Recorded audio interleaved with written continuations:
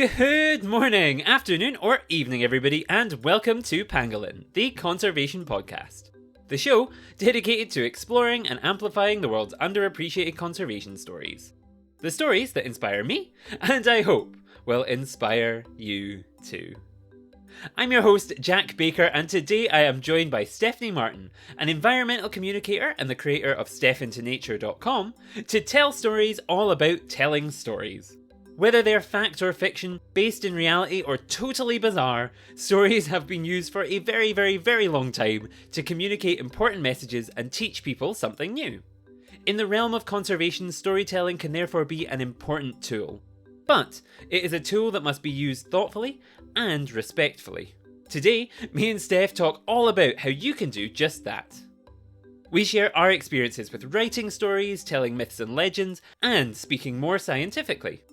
We also chat about how we can make sure we tell stories in a way that is respectful and culturally sensitive, and we highlight some of the stories which mean the most to Steph.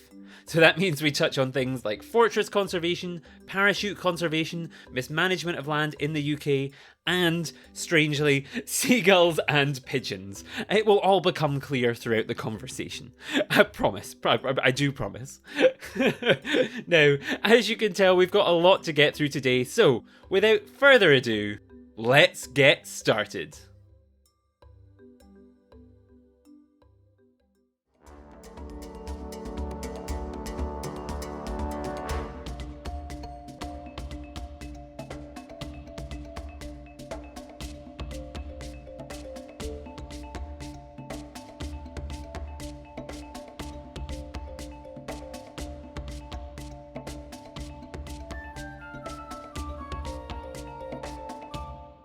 Welcome back to the show. Today I am joined by Stephanie Martin, an environmental communicator who has worked with organisations including Bristol Zoological Society, the University of Oxford, and Wild Earth. She also runs her own website, StephIntoNature.com, which is filled with all sorts of amazing environmental education content, including videos, photos, and blogs. And just to start off, thank you so much for joining me today, Steph. Thank you very much for coming along. You're welcome. Thank you very much. It's fantastic to get to speak to you. As I have discovered by looking on your website, there is so much to talk about. So I'm sure we'll have a very interesting conversation, a very good conversation about all sorts of stuff. But to get us started, I gave kind of a little bit of an introduction to you there. But of course, you know you better than I know you. So could you introduce yourself to the listeners? Maybe what should they know about you? So I work in environmental communications. So what that means is I sort of have a sciencey environmental background. So I have an undergrad degree in biosciences and a master's in tropical forest ecology. And then I just decided that I probably don't want to do an academic career. The stuff I enjoy the most is the communication stuff. So taking all that sort of complexy, sciencey things going on in the world and making them interesting and enjoyable to learn about, and just sort of bridging that gap between the science that's done and the people that get to hear it. So I just started doing my own science communications, and then things sort of escalated, and now sometimes people pay me to do it for them. And then I've sort of had some, part-time roles in between. I've just had a year spent at Bristol Zoo doing the talks and the school sessions there, and then just been trying to sort of squish my own stuff in around it. And then at the moment, I'm just sort of freelancing again. So yeah, it's all about communicating sort of environmental science in a way that's just interesting and enjoyable for me as well as for the people that hear it.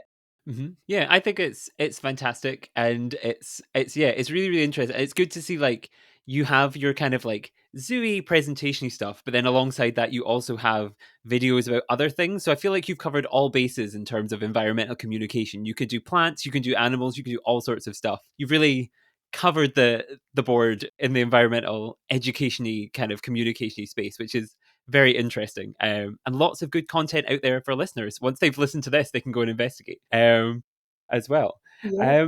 Yeah. This is, yeah, basically the podcast is just me going to be selling you as a person, to be like, this person's great, go and Welcome to investigate. my advert. It's not a podcast. I paid for advertising. Yeah, this is, I should do hashtag ad. This is all sponsored. No. No, I feel like what I was gonna compliment is like I feel like it helps as well to start everything with a great pun.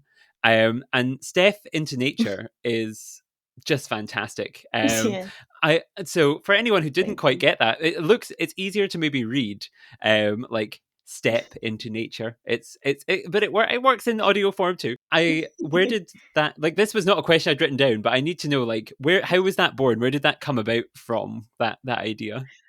That was on that was a group chat with two of my friends during my master's course. Because that's Mhm. when I think I sort of was like relaunching my social media in a way and launching this blog properly. So I was just trying to come up with a name, and yeah, somehow that got thrown out by me. Although I sort of I try and give them credit because I can't really remember. They said it was me, but I feel like they did it. But yeah, just came out from that and thought it was really funny because I have a not very great sense of humor. I think fantastic sense of humor. I think excellent. 10 out of 10. And it leaves it like in the winter time you could change it to like Steph into Christmas, or you could change it to Oh my god. like So this is what my friends at work, so Connor and Stephen, they introduced me to the Elton John song of Step Into Christmas or whatever it is, and they kept singing that at me.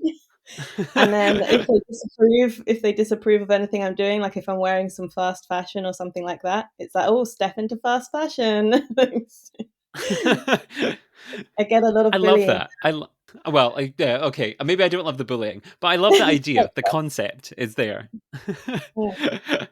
Oh no, that's fantastic. And yeah, I feel like that's, if listeners were confused about the sense of humor and the tone of this interview, that has set it wonderfully for us. Um, uh, Now we've kind of introduced you and what you do, and I think the reason that I wanted to have you here was to do with a lot of that website and storytelling aspect and like putting these communication out there, because I think I am a passionate kind of environmental storyteller, communicator. I like to tell all of these tales of the wilderness and all of these plants and animal stories to people.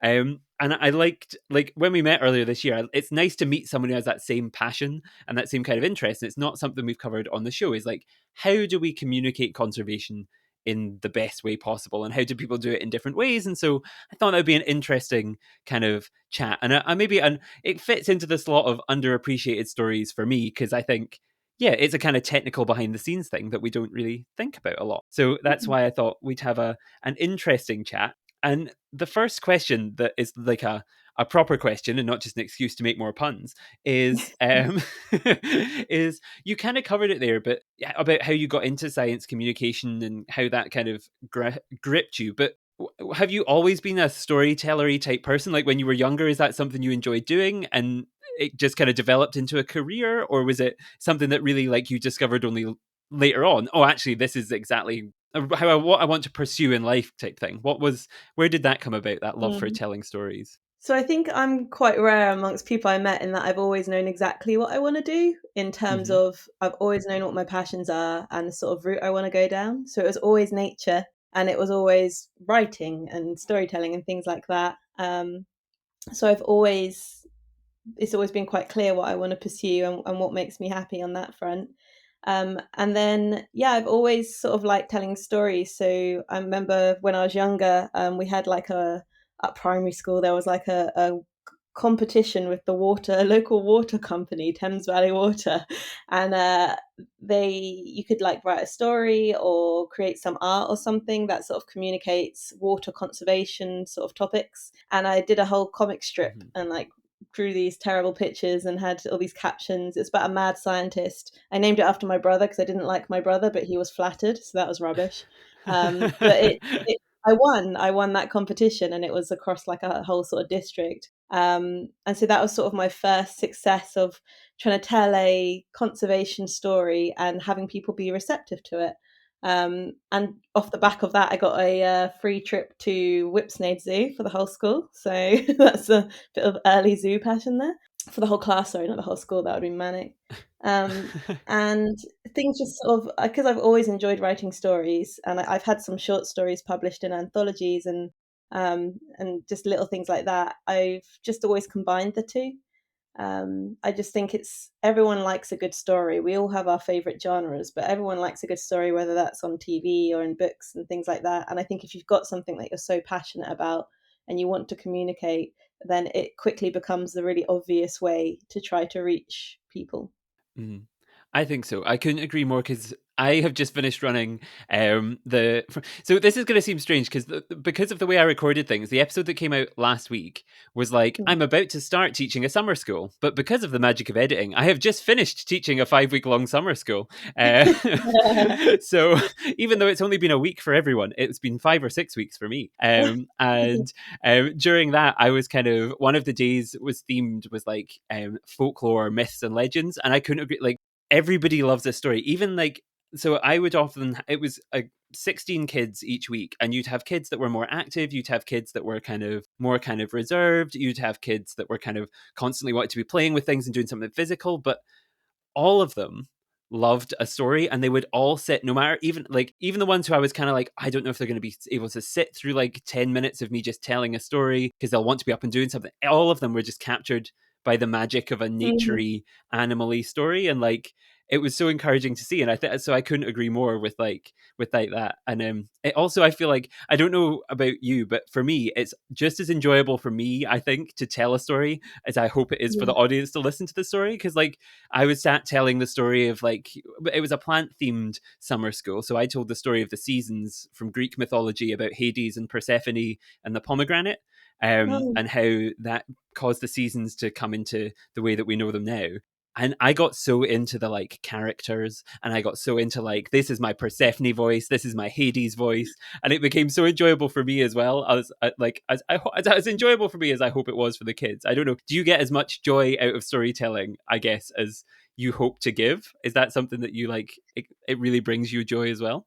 yeah, I mean, my favorite way to tell stories is through writing. Like I Hmm. enjoy video, and the presenting at Bristol Zoo was sort of a new frontier for me, Hmm. which was enjoyable but challenging. But I just find sort of constructing a story and getting really involved in it, because I don't know about you, but when I'm writing or planning a story, it's like a movie's playing in my head, and I'm just writing down what is playing. Hmm. I'm not coming up with it. Doesn't feel like I'm coming up with anything. It feels like it's already there, and I'm just sort of translating it. And it's a really nice way to sort of get lost in things, and it is just wonderful seeing the reception that can get. Especially online. Like I think it's great to utilize social media because it can be so unnerving putting yourself out there, and it feels so cringy. It feels Hmm. sometimes it feels absolutely horrendous. Some stuff I put up, but I do believe, if you want to achieve something, you do have to put yourself out there. And every now and then I'll get a message from someone being like, reading this thing you wrote or watching this video, it actually inspired me to go and do this thing, to actually take action, or to tell people about this, or I'm going to be doing this thing different. And it's even though it's one person, it just feels really good to know that actually the effect that I wanted to have is being had. So yeah, I think it's important that you enjoy it as well, because you can just tell a better story then. Hmm. Hmm. Yeah, I think, yeah, again, couldn't agree more. Perfect answers all across the board so far. Like, I feel like we're on, even though we have very Yes. different, it it seems different styles of like, I like to tell, like, I like making up stories and I like telling stories that are new or exciting or whatever, but I like reading other people's, and you like to come up with your own. So it's almost unintentionally well planned that we're having this discussion. It's like I meant So it to I'll be this write way. them, and then you can tell them to everyone. Yeah, I'll add like voices. I'll do whatever. Like it'll be fine. It'll be fine.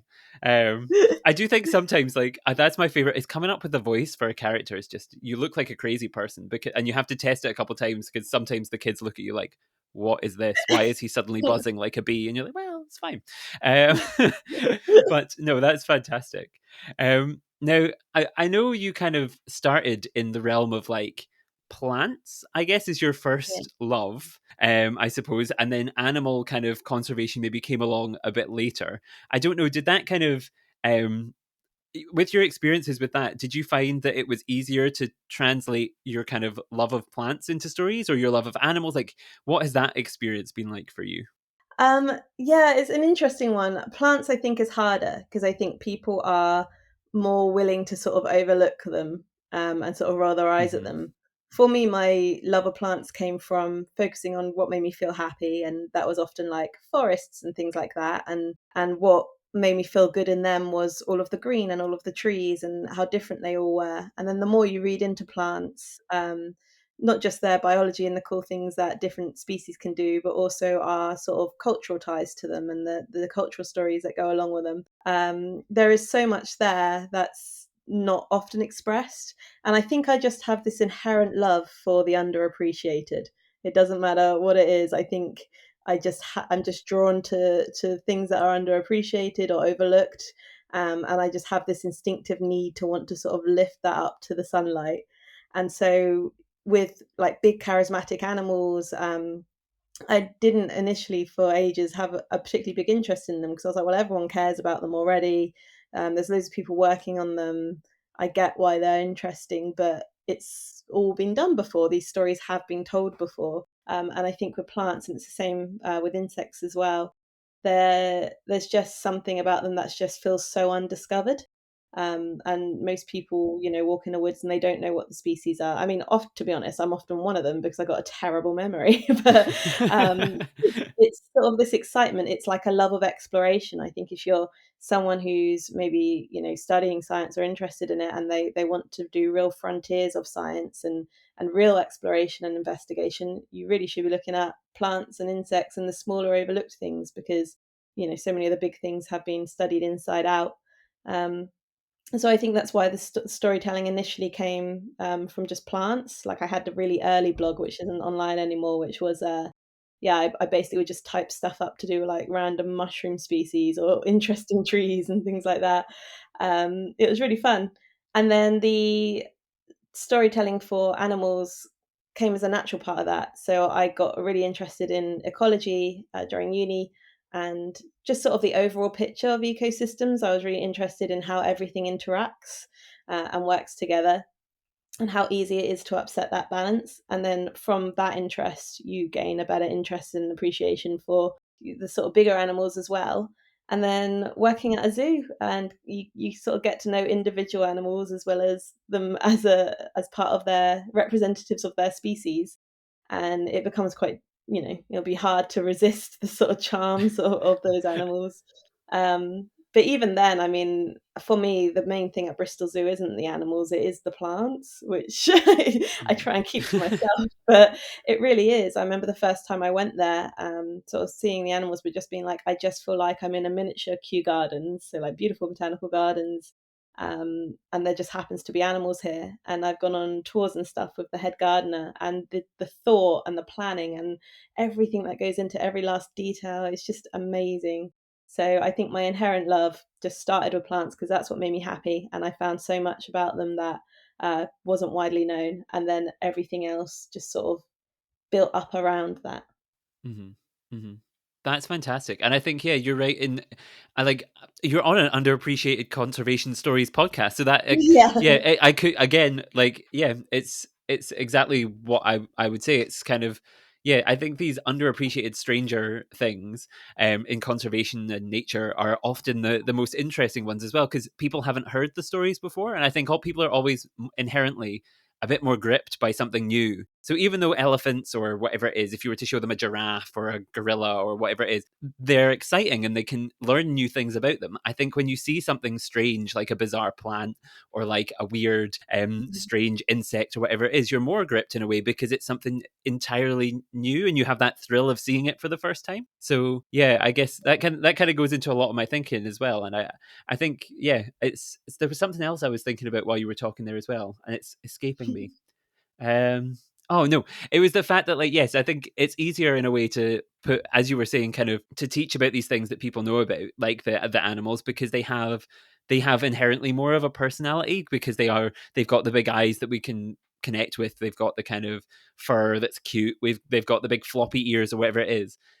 Whereas the plants and the underappreciated things, I think it can be helpful to tell these stories and create stories about them, and pitch them in this way, because by giving them a personality through a story or through a talk or through whatever it is, you then form that charismatic connection for people. Because Mm. yeah, maybe a plant isn't ever inherently well, I mean, it's charismatic in a way because it might be an interesting color or shape or do something cool, but it doesn't have the personality, or it's harder to give it the personalities. Yeah, I don't know. I'm now rambling to try and sound poetic, but I understand. I know what I mean. Yeah, no, it's But yeah. also it's surprising how easy that can be in a way. Like one of my most popular posts on Mhm, Instagram, it was a picture of a snail. It wasn't even my picture.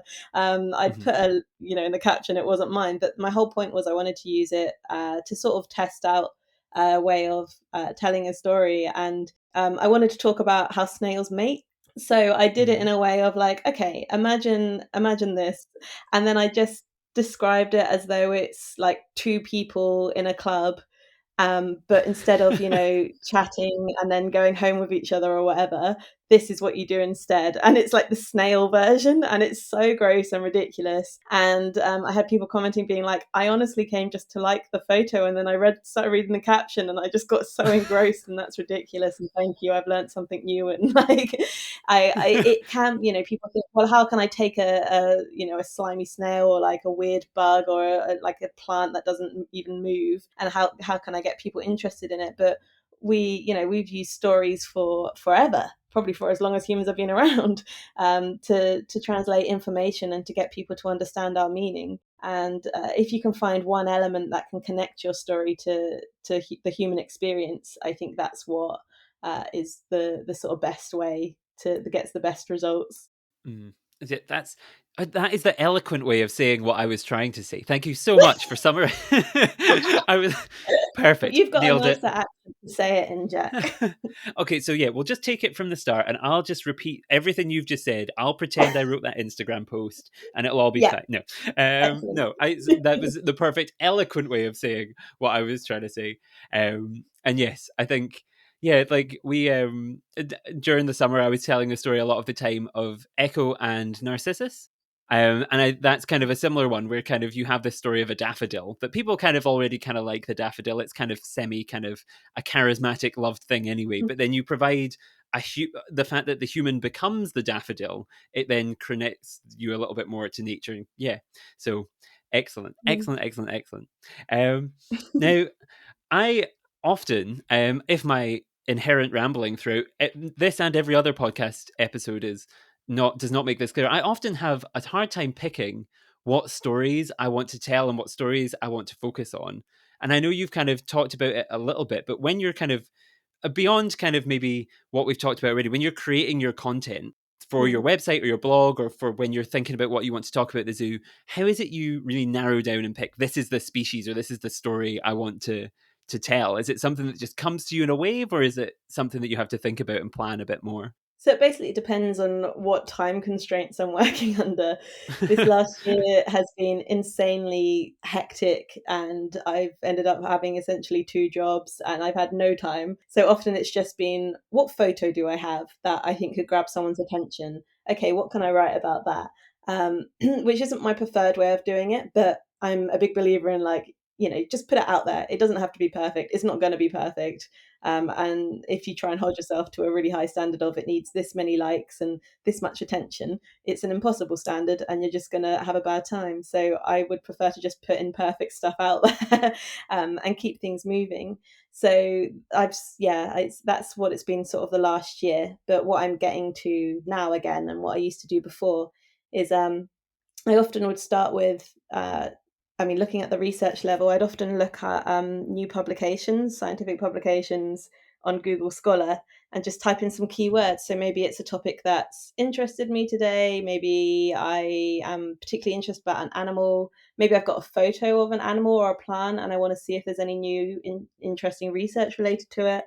And I go and search through there, because for me, I feel like one of my sort of unique skills is, because I have this sciencey background, I can translate scientific papers into sort of standard language, which is kind of a skill in itself. Because I remember when I was first reading scientific papers at uni, it was like reading a foreign language.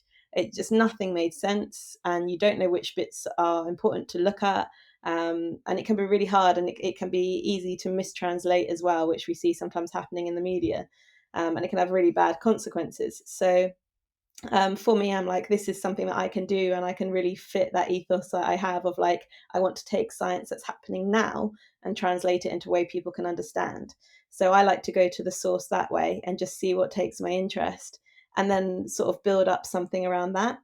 And then the other way I do it is news stories. So again, on Google, you can like type in a keyword, and then you can search from just the date it's published. So you often have to filter through weird, irrelevant things, but then you come across like a little gold mine, and then you want to tell that story.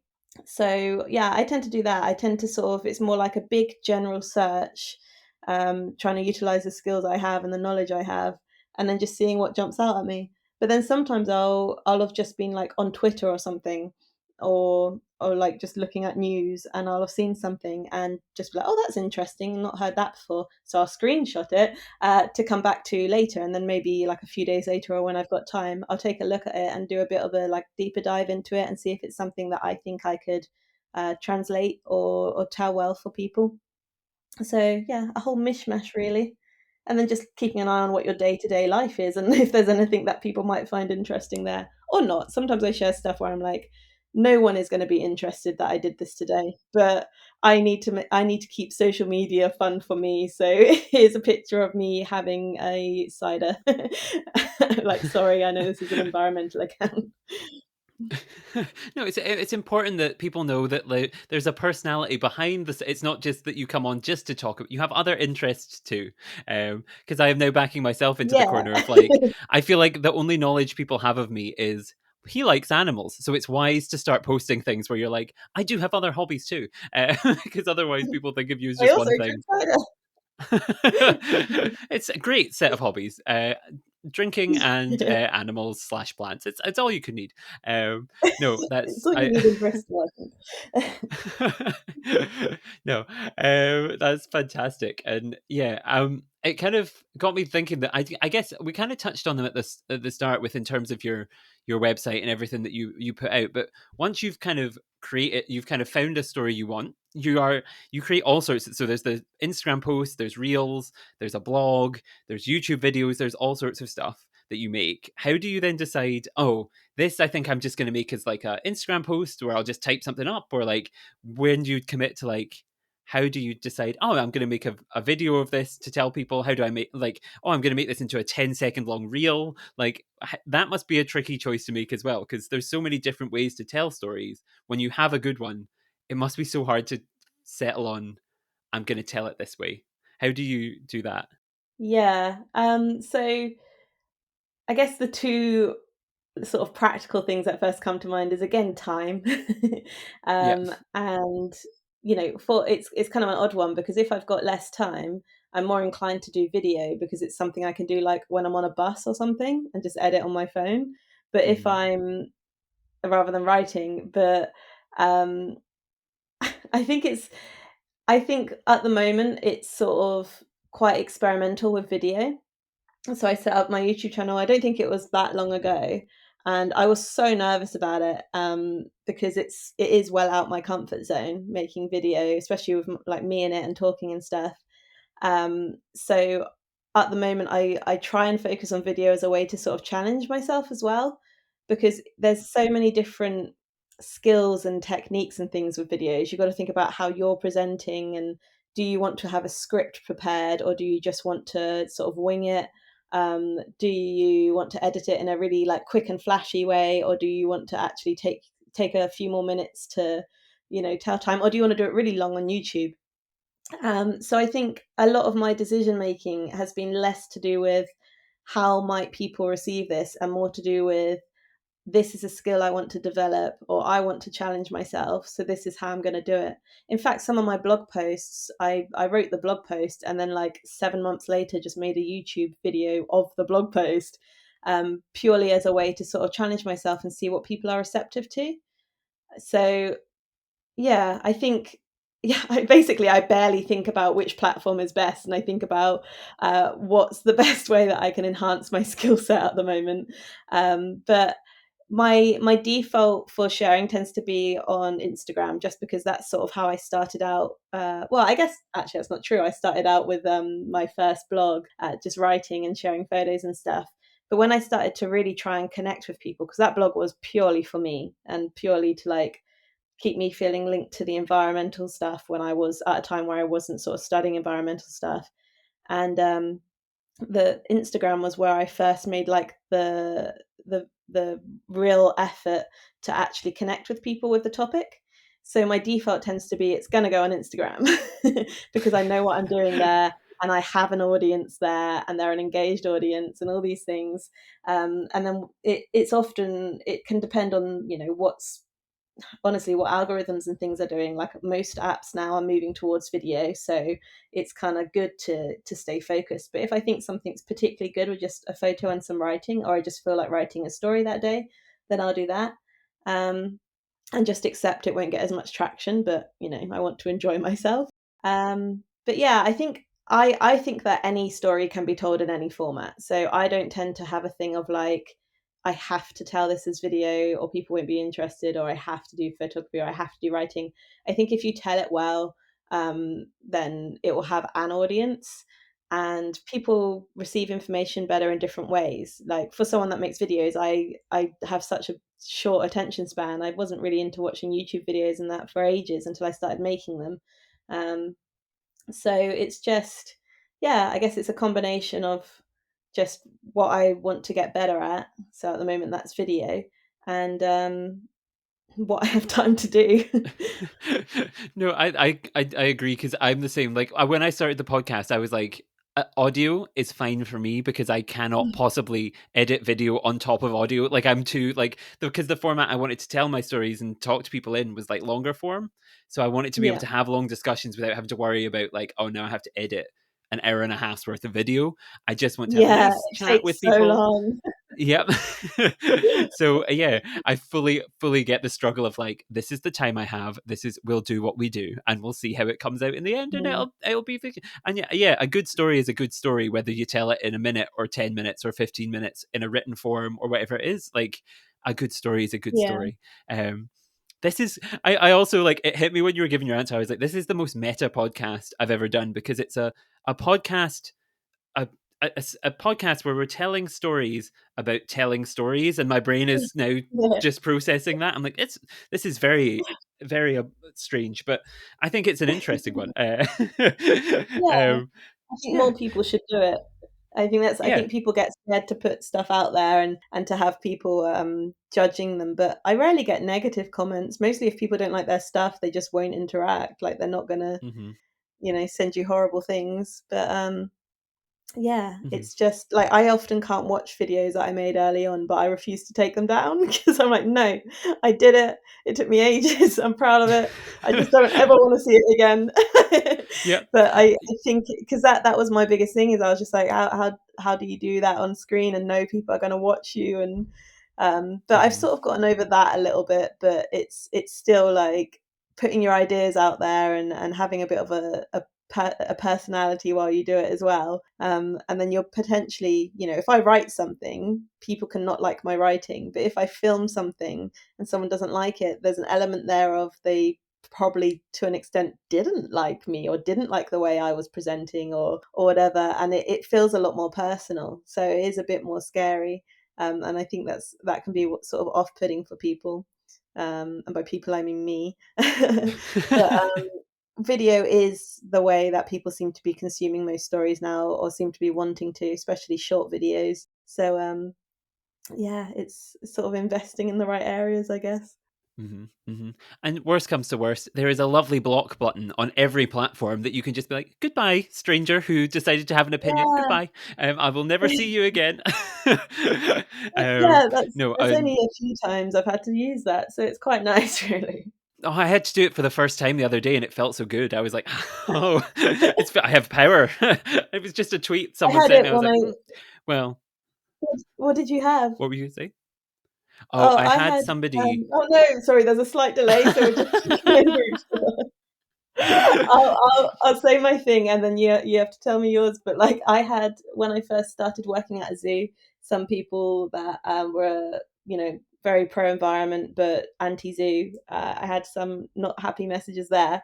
And then whenever I've posted anything to do with like pride or LGBTQ plus sort of rights and stuff, I tend to get the odd homophobe in my messages, but that's about it. Or the odd creep, but not really. And they're kind of funny, so I tend to let them carry on their own, just so I can have something to entertain me. I don't tend to block them. But yeah, the homophobes and the ones that get like, I had someone comparing zoos to the Holocaust, and I was like, oh, I'm not gonna do that. Not gonna engage with that. Oh no, we're definitely Yeah. not going to be doing that. That's yeah. No. Mine was a zoo related thing, and you just kind of think like it's almost it feels personal because you're kind of like I have invested my entire life in conservation. I am fully aware of all of the impacts of zoos and whether they should or shouldn't exist, and I'm happy to hear your comments. But, sir, this is a football fan account for a certain football team. I don't know if you're the one to be lecturing me on on this. I'm perfectly happy to hear your opinion, but please don't send me an aggressive message about how you think about certain things. I'm like, no, I don't need to hear that. Yeah. Go peacefully on your way. No, it's yeah. So yeah, I mean that's the one dark side, but I feel like it's such a funny dark side. Occasionally, you're like, okay, Yeah. goodbye, bye bye. Everything gets screenshotted or screen recorded and sent to group chats. Mhm. So it's fun in its own way. Yep, yep. It's usually me and my co-host of Razoo, Jodie. I'll like just like screenshot something to her and be like, "Lol," just like send her like the thing and be like, "Ha, this is funny." Um, but no, it's yes. But let's not focus on the haters. Let's focus on the if you've come from Instagram, from Steph's Instagram, and you're listening to her here. Thank you so much. We love you. You're the best. You're excellent. And yes, Thanks, thank you for Mum. being engaged. Thank you for being an engaged conservation fan, and we love you and appreciate you more than anyone else. So yes, and to switch the conversation slightly before we just get too distracted by this little tangent. Sorry. Um, no, it was fully on me. I am leading us down paths that we should be sticking to the main thing. I like how before we started, I was like, we need to really focus on the time because I keep going over, and it's just because guests keep talking, and then internally I go, no, Jack, it's because you won't shut up and keep asking them questions.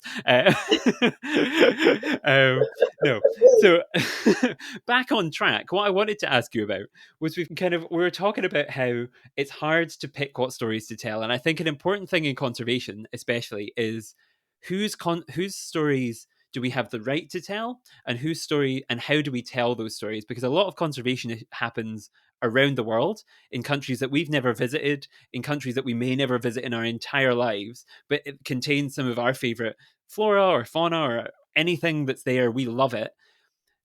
But what right do we have to tell those stories? How do we, from those countries, how do we tell them in the correct way? Because we're not part of the cultures of the countries in which the stories are taking part in. Like, it's such a hard thing to navigate because you want to help, but you don't want to help in the wrong way. And it's this really hard balance to achieve of telling a conservation story, but telling it in a respectful and proper manner. And I wondered, how do you make sure that you tell a story in a way that's respectful to the cultures that are most impacted by them in reality? How do you deal with that? Yeah, I mean, it's good that it's sort of more at the forefront of people's minds. I feel like in the last few years, or I don't know, 5 to 10 years. And obviously, if you're white, which I am, then you have to be sensitive to your sort of ancestry and what they have done. Um, and a lot of these countries where conservation happens, it's not necessarily the best kind of conservation because there's something called fortress conservation, which is essentially essentially what happened is colonizers went and killed a bunch of animals and then were like, oh no, the animals, and then kicked out all the native and indigenous people, and then put a big fence or protection around it, and we're like, there we go, now the animals are safe, and like now we can visit them. And it's just such a bad form of conservation because it's you're not keeping the people there that actually lived in harmony and actually could live in balance and could be caretakers of the land and caretakers for these animals and things like that. And then there's parachute conservation as well, which is sort of white scientists jumping into an area and being from a totally different country, totally different ecosystems, and being like, I have all the answers. And those are both really bad forms of conservation. And that's not to say Westerners can't go out to other countries and do conservation in these countries, but it is saying that you have to loop in locals, and you have to learn from them, and you have to pay them, and you have to fund them, and things like this. I know at Bristol Zoo, they do some work in Madagascar, and if a student goes out from like the UK, they have to fund a counterpart in Madagascar as part of it. So it's stuff like that that is very, very important to do. And the reason I say all this is because I think it's a similar thing when you're telling the stories. You've got to look at, are you telling the story in that sort of fortress way, or with that viewpoint of any human interaction with the animals is bad, any people doing anything to harm the animals, like hunting them or anything, is categorically bad? Or are you taking into account the big picture? Have you spoken to people from that area? I mean, ideally, you would include someone and write or tell a story with someone that actually has direct knowledge of the situation. But that not always possible. So then you've just got to look at your own viewpoint. I know until I went. So I was when I was 18 or 19, I was in the Amazon rainforest as a research assistant, and up until I went there, I had this view that I'd got, I guess, from like geography lessons of, um, people out there in the Amazon, the rainforest, they're cutting them down, they're setting them on fire just to farm things. These are people, they don't care about the environment at all. They don't care about nature. That was my viewpoint. And then I went out there and I met the people that lived in these areas, and I spoke to people that had grown up in the area, and I spoke to scientists that had worked closely with these people, and you realize very quickly, I'm wrong. That's not what it is. No one wants to destroy nature because it's funny or whatever. Um, in these situations, this is just their livelihood. If you do the same thing, when we read statistics about like, oh, this much is cut down for slash and burn farming, and this much is destroyed because people are taking all these expensive trees. Well, if you been born in that same situation, or you're living in those same circumstances, it doesn't matter how much you love nature, you'd be doing the exact same. You, Jack, would be doing the same thing. You'd be like, however much we care, because you still have to survive, and you still have to provide for your family, and you still have to make a living. And a lot of the time, what's letting down these situations is a lack of government policy, and allowing corporations to do whatever they want with the environment. And yeah, things like that, really. I mean, even stuff um, like the ivory trade and killing animals for their skins. It's generally not the people that are out there that are doing the hunting that are getting loads of money. It's some knob in a city paying them not very much to do it, but they're removed from the situation in a way. So I guess the way I see it is I try and tackle it the same way I would tackle physically being out in the field. Would I be, learning from locals about what was going on? Would I be trying to make connections? Would I trying to be more of a student? That sort of thing. And I think with stories, you can do the same thing. So it's more important that you learn about the situation that's out there. You may want to tell a story about a deer that's getting hunted to extinction, and you want to raise awareness and stuff, but you actually need to look at the whole picture there, and ideally talk to the people that are in that situation where they're hunting, or and change people's perspectives, because I think it's so easy to be in sort of your nice home far removed and judge people for doing certain actions that are causing issues, but you're not in a position where you have to choose to do those. So yeah, I hope that makes sense. It's Mm. a bit muddly. No, it makes perfect sense, because I think it's such a sensitive thing to have to deal with, because it comes down to us. We have a responsibility as well to make sure that we phrase things and present things in a way that is perceived in the correct fashion.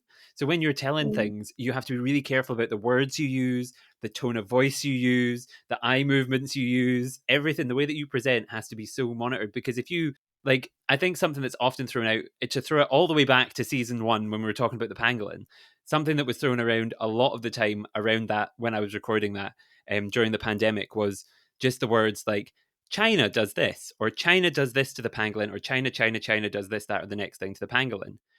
And if you were to Mm. say that, even though it might be the simple, it's a very simple thing to understand, is that there are issues in China where pangolins are used in traditional medicine. That is a debate and that's a discussion that needs to be had. But by simplifying it to the point of being like, China does this, that's borderline, if not completely quite racist, by being like, because it assumes in your presentation of it that everybody in China is somehow responsible for this, but that's not the case at all. And Um, it's how it can be taken as well. Like I think as well, mhm, you have a responsibility when you're sharing information of thinking about how could this be perceived, and if you're using mhm, these vast generalizations.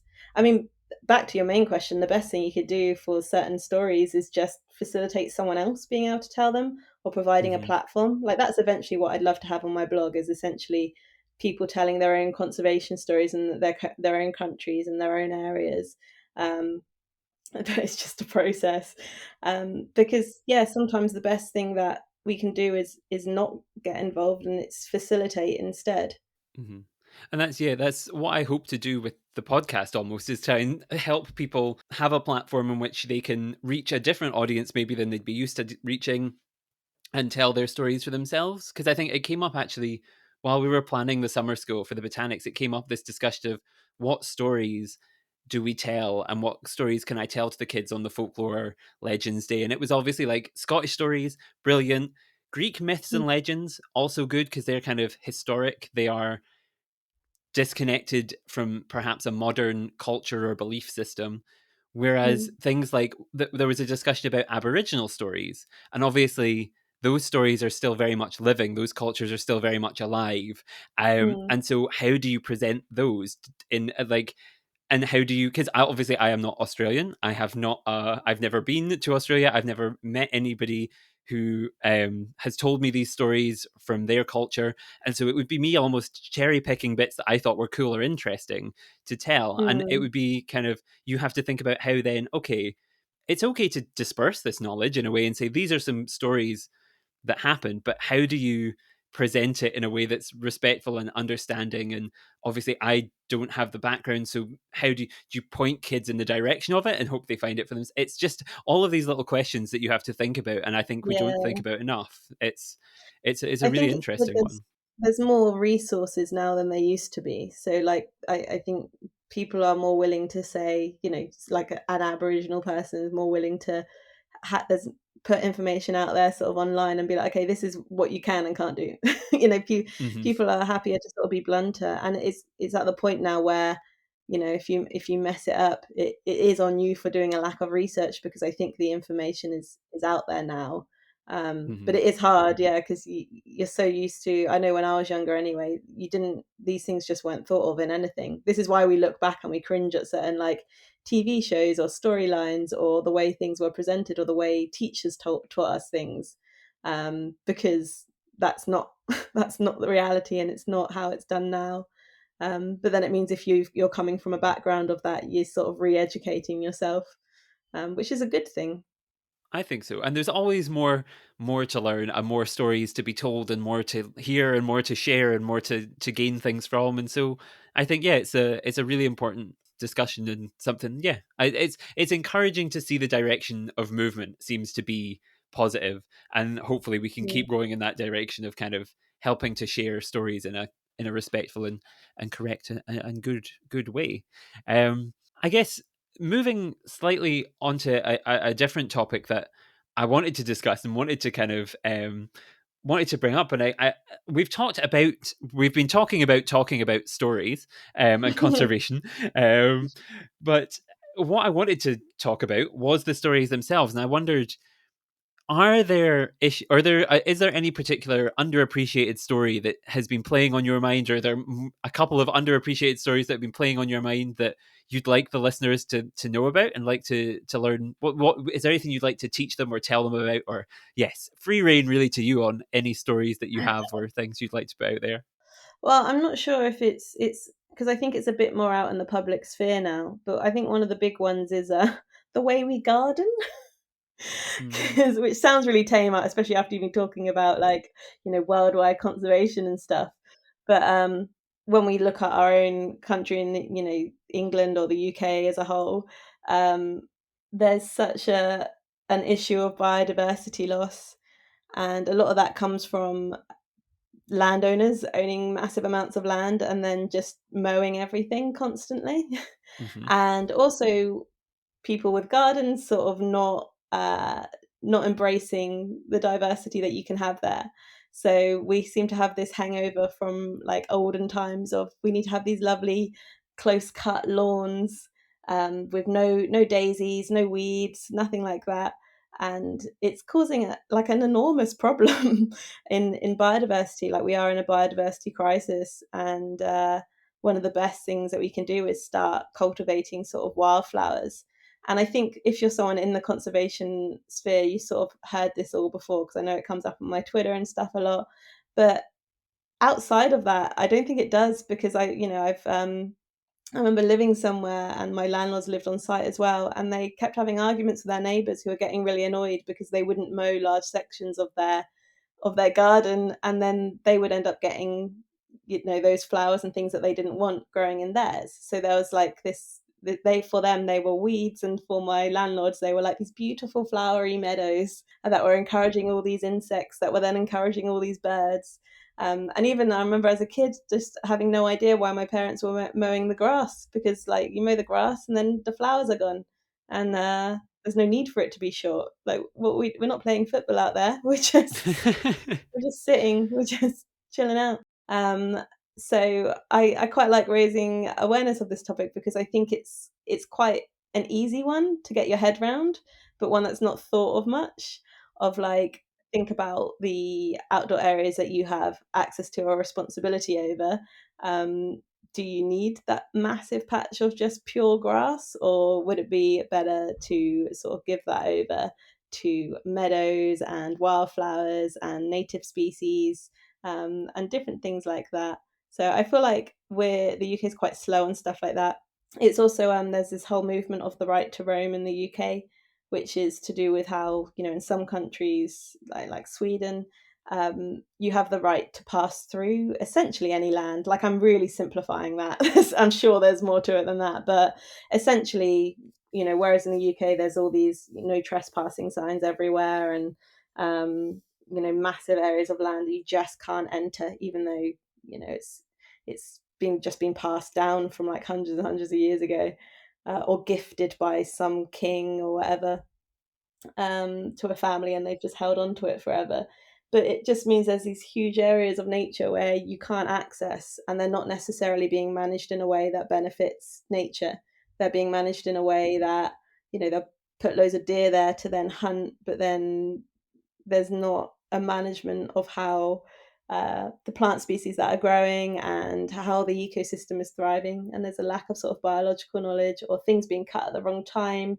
And then that means certain animals can't nest. And it's just a whole complex thing. So I basically just wanted to raise this because it's on my mind a lot, and it just feels very frustrating that there's these huge areas of nature and land that we can't access and aren't being managed correctly. But the lack of management there impacts all of us and the entirety of the UK's ecosystems. And I think something needs to change there. I totally agree, and I think something I've tried to do this year is plant more wildflowers and make my own garden more of a wild space, as kind of this like this is what I want to see on a bigger, larger, grander scale. Because and then to me I get those benefits of like the increased insects, and I get the seeing more bees and more hoverflies, and I saw a shield bug the other day, which I know is a very basic thing. It got me But very still, excited. It's like, oh, it's the first time I've seen one ever in our garden, and like all of these things happen. And yeah, I agree that there is this issue here that is kind of not necessarily discussed enough, I think, and more can mm, definitely be done. But we need to start pushing slightly more for these things to actually take effect. And it links back to our previous discussion as well, because we're very quick to point the finger and go, I love tigers. Why are you not doing enough about tigers? Or why are you not doing enough Mm. about this or that or the next thing?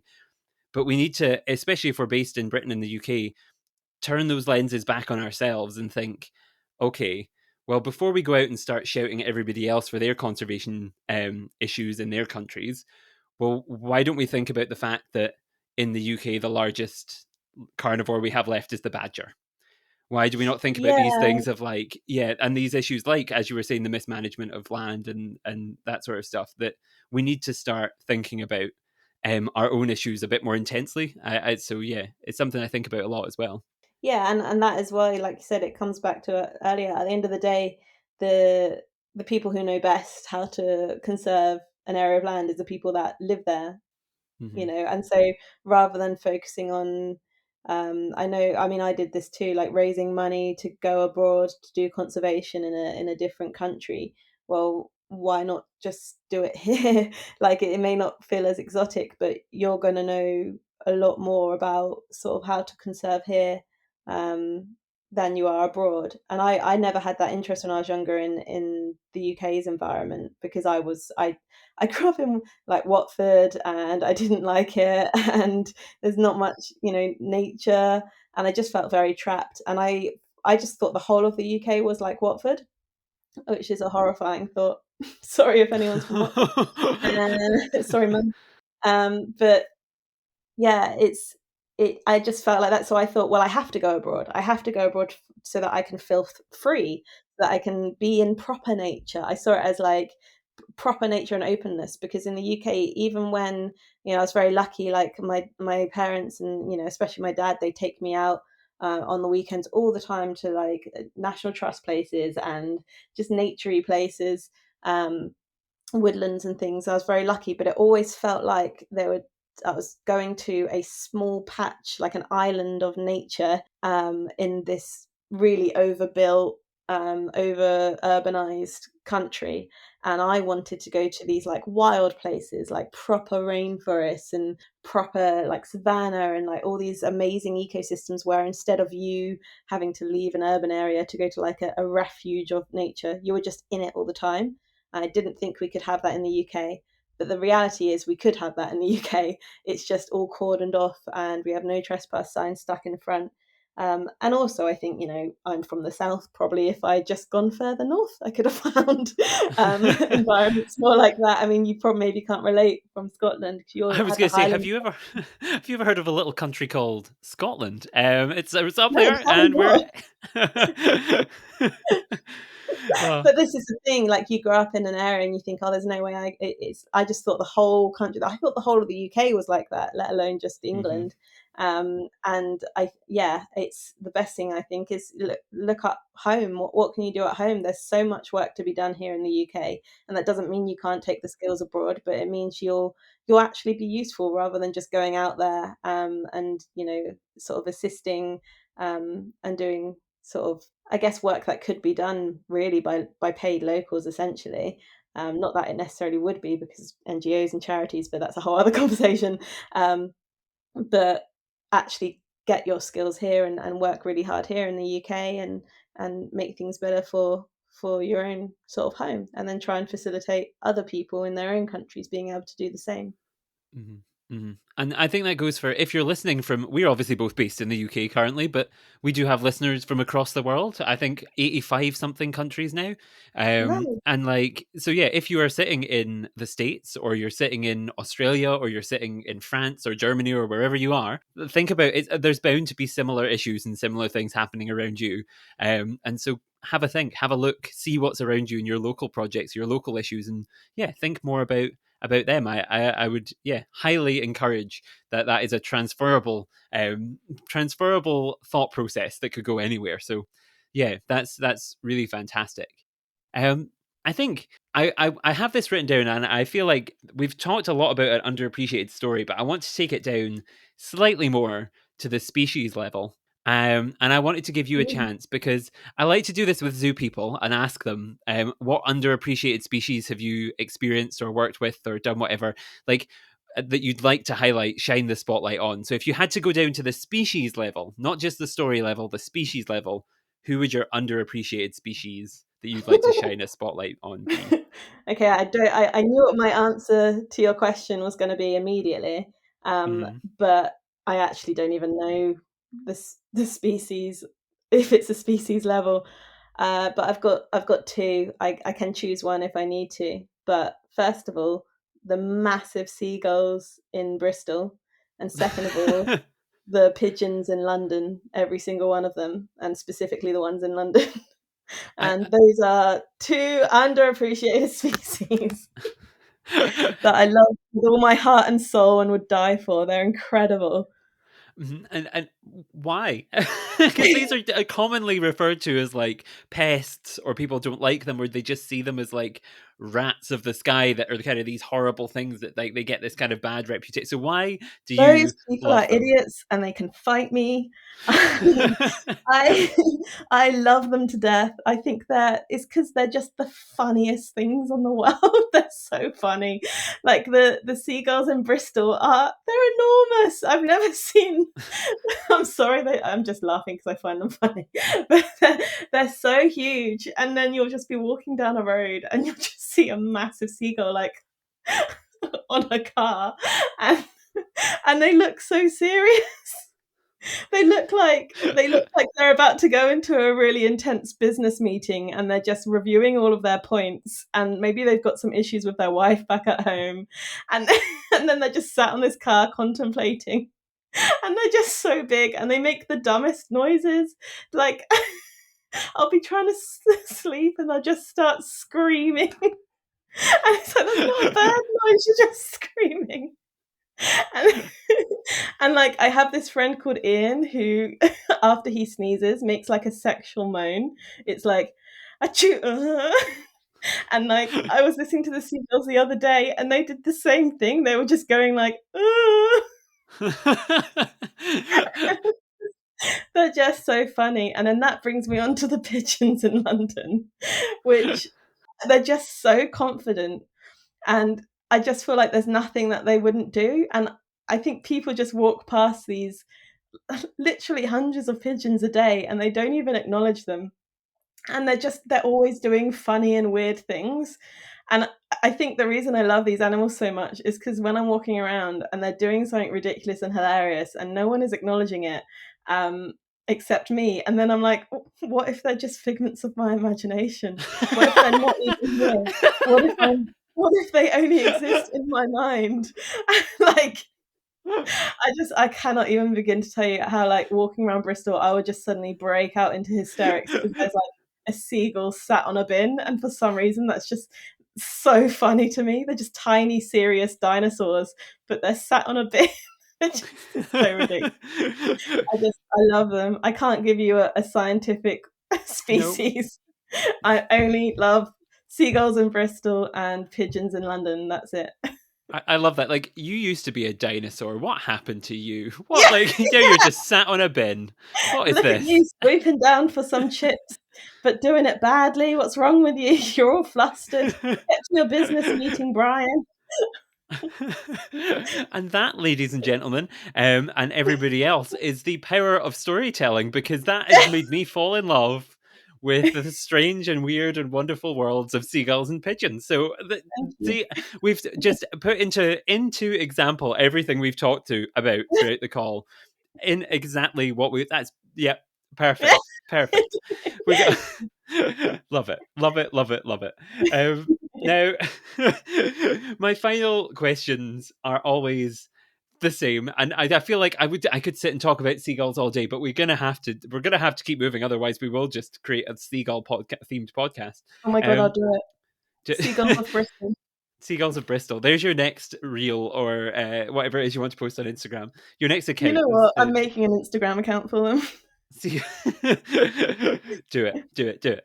And so my next question is, if you had any advice for someone who's maybe listened to our whole conversation today, doesn't think we're totally mad and would actually take advice from us, do you have any advice for them if they're feeling inspired? What can they do to either get involved with kind of what you're interested in terms of like storytelling, or just kind of general conservation advice. What advice would you give a listener today? So the advice I always give people that ask me this is volunteer if you can. And I know that can be really hard for time constraints and commitments and so many other reasons, health, whatever. But you can also volunteer for conservation online. So just bear that in mind. So I've got on my website, stephintonature.com, I've got a whole resource which is just volunteering online for wildlife conservation. And it's just all these different websites you can do it. And you can do things like you can volunteer, like, I don't know, graphic design skills, but you can also just do citizen science things. So helping ID stuff on camera trap images. There's like a whole range. So definitely look up volunteering. And then I always say there's like two strands. So you want to do volunteering that evidences your passion. So your passion for nature and animals and conservation. So if you can find anything along that theme, that's good. But then also volunteering to enhance your skill set. So that's like if you really want to go into, I don't know, wildlife filmmaking, so say like telling stories there, you might not be able to find like a wildlife filmmaking volunteering opportunity, but you might be able to find a filmmaking opportunity. And it could be for like a local magazine or something, or it could be for a small charity that's not related to wildlife at all, but that's about building your skill set. And then when it comes to like applying to jobs and things like that, in that area, because even if you're like you're not, I often say things like this with students in mind, but even if you're someone who's just looking for a career change or has been trying to get into the field for forever and struggling, it's just about, I think, getting those two things that you can then mush together and apply to things and be like, I've got both. You can see I'm passionate, and you can see that I can do this thing that I'm applying for. So that's my main advice for conservation. And then in terms of if you want to tell stories, like it's, I know this sounds like the most irritating advice, but just do it. Like your stories, if you've not made a video before, your first videos are going to suck. Like they're going to be really bad. Go and watch mine. It's embarrassing. They're going to they're going to be awkward and badly edited, and you're going to look like an idiot. I'm sorry, but you are. But that doesn't matter, because your 100th video is going to be so good. And actually, every video I make, I'm like, God, that's 100 times better than the last one I made. Like, even just the last one, not even the one I made 10 videos ago, just the last one, it's so much better. So you have to be willing to embarrass yourself and put yourself out there and do a bad job and fail. If you want to get good at something, you can't just go straight into it and be brilliant. And hard work beats talent anyway. So just keep doing it and make sure you publish it, whether it's something you've written, publish it on your own website, or write a caption on social media, or stick a video on TikTok. Make sure you're making yourself do it. And don't worry, I think, about things like schedules, like, oh, I have to do it every week, because it's so easy for that to fall apart in one bad week. And then you feel like you failed and you can't do it anymore.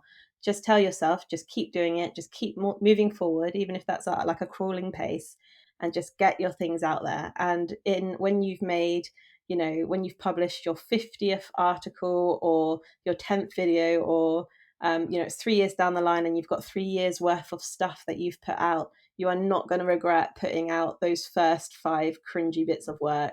So just go ahead and do it.